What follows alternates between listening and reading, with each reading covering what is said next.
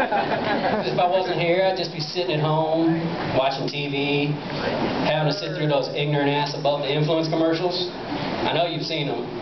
I didn't realize how stupid these things were until I actually watched one with my little nephew. And it's the one where the kid wakes up and he's got like 20 t-shirts on, and then he sits on the edge of his bed, smokes a joint, and starts peeling the t-shirts off until he gets down to the very last one that says free, and he walks out above the influence.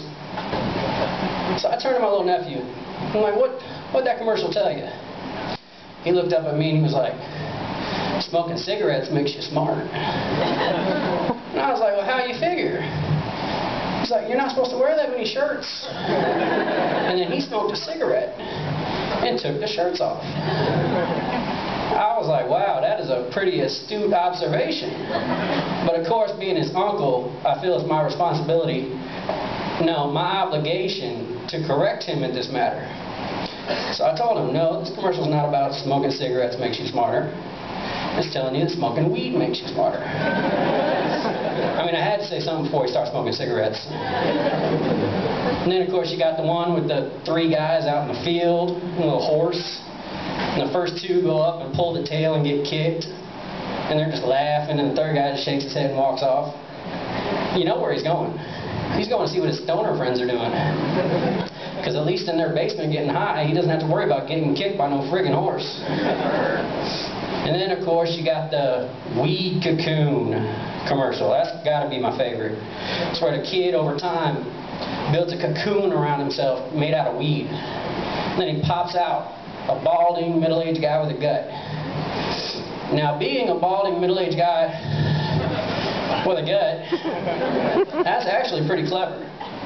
But the biggest flaw in this commercial is you will never, ever see a pothead seal himself up in a weed cocoon. It's not going to happen. Not without a lighter. Because you know as soon as he seals it up, he's going to hotbox it. Smoke just start oozing out the top. Could you imagine walking in on somebody hotboxing a weed cocoon? Open the door, it just looks like a giant sea cucumber milking itself.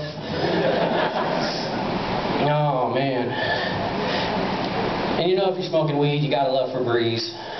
Febreze is awesome. I just wish they'd come out with a fresh tennis ball smell.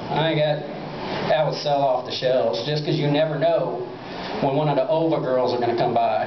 You know, Maria Sarapova, Anna Kournikova. They just come in, surprise! Oh, fresh, clean balls. Because to be perfectly honest, that's the only fresh, clean ball smell they're getting in my house. I love music, hip-hop music. You can probably tell when I came out. My favorite artist has to be Nelly. I don't think people realize. Oh yeah, represent. Yep. I didn't really cut myself shaving. Just a big fan. But no, I don't think people realized how much of a trendsetter he was when he came out with his song E.I. Oh, such a trendsetter. Now everybody's shouting out vowels. It's like hip-hop meets Sesame Street. You got T.I., you just live your life. Hey, Alicia Keys. Oh, oh, oh, oh. So that's A-E-I-O. You. I'm honestly surprised they haven't taken it a step further, you know. Instead of hooked on phonics, we could have hooked on Fergie.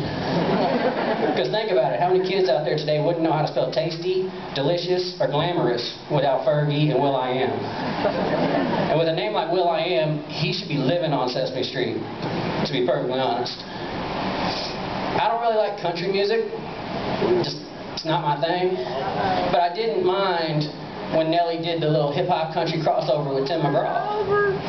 And then I was kind of like, well, damn, everybody's going to start doing it now. Figured I'm going to see Dr. Dre and the Dixie Chicks. Biggie Smalls remix with Big and Rich. At least Snoop Dogg and Willie Nelson. I mean, come on.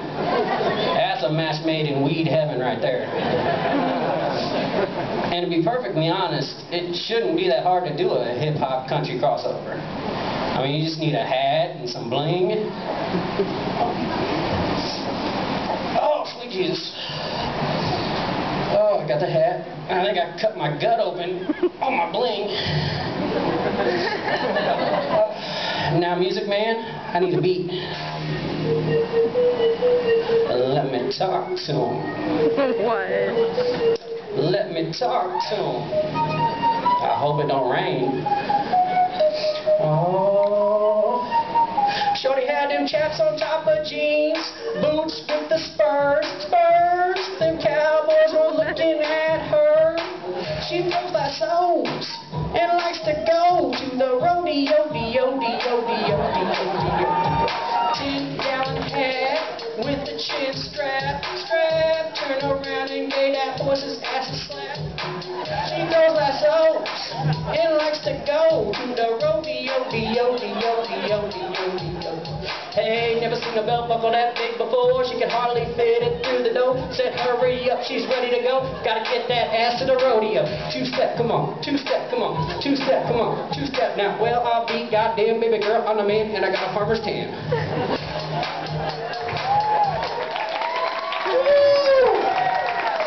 That's a hit. That is a hit.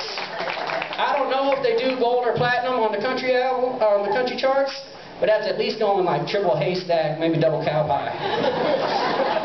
And I asked Matt about getting me some playtime for my song downstairs in the club, and he was like, "Oh, Dion, I'd love to, but I can't for insurance purposes." And I was like, "What?" He's like, "Yeah, we put your song on, them drunken hoochies on the dry bar will start line dancing, and when they do, there is a 99.95% chance we're going to have ourselves a hoedown." Oh man, you guys have been great. Let's keep this energy going.